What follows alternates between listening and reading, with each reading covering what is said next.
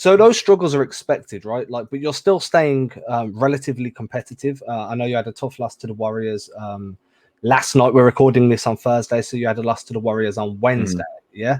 So, you're still staying competitive. The one thing that you've mentioned there that really concerns me is you're doing a lot of you're coming off the pick and roll and then running off ball actions to get corner weak side corner action going.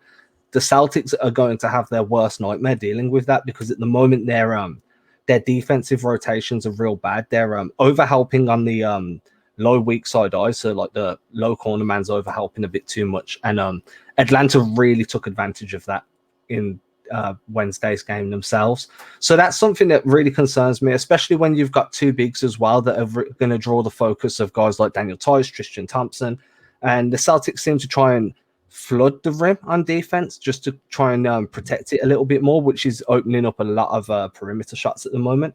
So that's a big concern of mine. The other thing is as well, the Celtics just don't have the size, in my opinion, to match up well against you guys. Both Sabonis and Turner are some of the better non-superstar bigs in the league. I feel like they're tier 2, right? Like right behind it. And I think that's a fair comparison for them at the moment. The Celtics, however, do not have a tier 2 big. They're very lucky if you can even class Daniel Tice as a tier 3 big. I think that he's going to be a factor in this game just because of the spacing that he provides. But I feel I've just got this inkling that Nate Bjorken's going to be really innovative with his defensive schemes and figure a way to nullify them. Luckily, Kemba Walker will be back for this game after missing the Atlanta game because he doesn't play back-to-backs. How have you guys been defensively? Like, are you seeing a lot of box and one? Are you seeing some really funky triangle and two? What are we seeing? Yeah. So a lot of the defenses, it's a heavy ball pressure scheme. And they're trying it's a little bit, I don't want to, I mean, it is gimmicky, frankly, in some ways. And it's been a little bit frustrating because I think 90 to 95% of what they do is really great on the defensive end. But I think there's also some room to try and be a little bit more conservative, run more of a drop scheme because they really aren't. I mean, Miles, they'll play him in center field mostly. And I'm comfortable with him doing that. I think he's really good at doing that. He's one of the better pick and roll defenders as a big in the league. But the problem is there's nobody else who can rotate weak side and really do anything because if you're pressuring the ball with Domas and Miles is playing center field, then you have Doug McDermott or Justin Holiday or Malcolm Brogdon rotating weak side. That's just not doing anything in terms of a rim deterrent. So I think there are some ways where they could try and make that work better. What I'm mostly concerned about, and I always bring up Boston when talking about this team, and especially looking at closing lineup defense, like we've seen, I mean, the games, I don't have like the numbers in front of me, but the games between Pacers and Boston have been really tight. And Tatum, like Malcolm guarded Tatum last game. I mean, both the last 2 games when they played. And it's a lot to ask him to do that offensively. I mean, to ask him to do that defensively and then carry the load he's going to have to defensively. Or I mean, oh gosh, I can't. I'm crossing everything up. You get what I'm saying, though. Yeah, completely. And then, and I mean, Jalen has been so good this year too. Like what he's doing coming off screens and getting to his spots, like that's going to be tough to guard. He's, I think Justin Holiday will probably end up on Jalen, and Malcolm will take Jason again. But point being, like I think that's it. Just having to defend 2 wing guys who are that quality, especially athletically, when the Pacers don't really have anybody who can match up one-on-one, is going to be a problem late game, just because we've seen that. But I one thing that I do think will be good, or at least be in the Pacers' favor, unfortunately, Marcus Smart is out. Not having to worry about other guys who are spacers. Like Marcus isn't shooting super well from 3, but he shoots enough, and you know that he can hit them, so you have to defend him.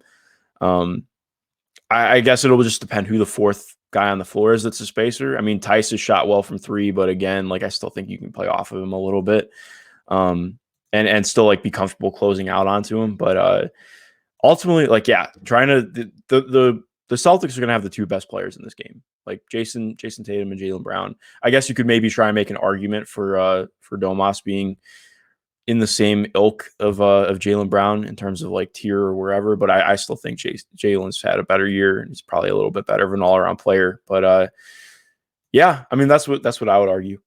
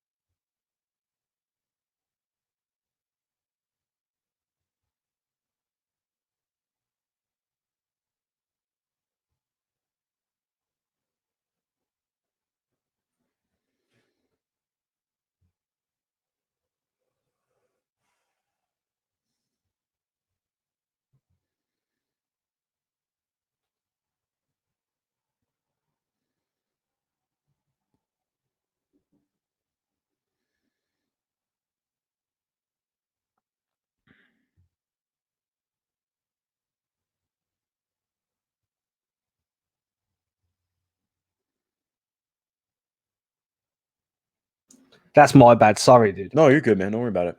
So I've heard most of what you said. This bit I can edit out. Mm-hmm. So my biggest concern when going up against a team that's got a coach that's coming from a Nick Nurse coaching tree, as you said, 95% of their defense is good, 5% is gimmicky. That's fine. You can live with 5%, right? I mean, there's teams out there that are going to be screaming for 95% solid defense. Yeah. Boston being one of them at the moment.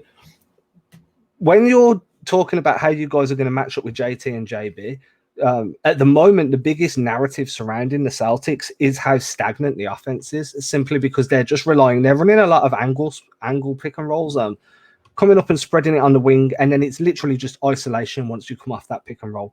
There's no weak side ball movement happening, very little cutting action happening. It's just Jason Tatum or Jaylen Brown, dribble drive penetration, try and score. So Atlanta have kind of figured this out, and what they were doing they were closing the passing lanes and trapping guys down on the block, and it caused Tatum to go 4 for 20. Shocking, not surprisingly, some of Tatum's worst shooting nights this year have come against Atlanta. Mm-hmm. How much are you guys doing that sort of thing, like trapping guys down on the block and forcing them into really tough makes? A lot, but they the Pacers, I believe, are like bottom 5 per synergy in terms of defending on traps in the post, which is a total random stat, but you can credit Caitlin Cooper on that one. She always pulls that one out. Fantastic writer, way better than me. Guys should definitely follow her work. She's fantastic.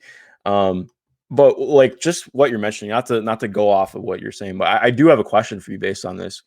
Because I've caught a lot of the Celtics recently. And I mean, because I love watching the Celtics. So Jason and Jaylen, watching them kind of transform has been really cool. There was this thing that came out yesterday. A lot of people are putting the onus of this losing streak and where the Celtics are at on Jason and Jaylen. And I just don't really find it fair. This is me coming as an outsider from what I've seen. I mean, like, who are they supposed to kick the ball to? Like you mentioned, I do think the motion in the offense could be better, but it's not like Brad Stevens isn't running innovative stuff to get them open.